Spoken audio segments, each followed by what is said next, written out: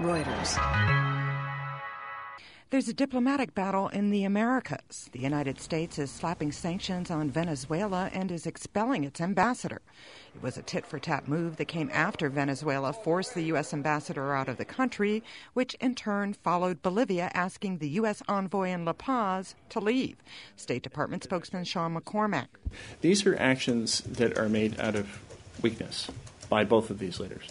In a speech, Venezuelan President Hugo Chavez also raised the threat of cutting off oil to the United States. Chavez said his move against the U.S. ambassador was made to support Bolivia's president, who is facing violent protests against his government that he blames on interference by Washington.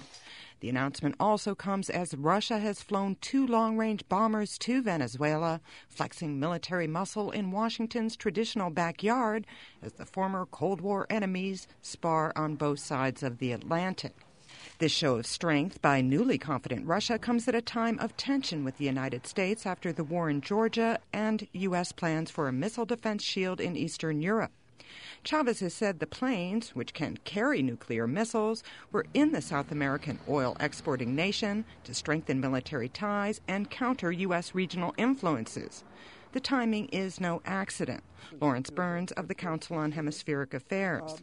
Russia basically is telling the United States that if you define global application of power by dealing with our border states and getting them to join NATO, we're going to be back to Cuba and Venezuela.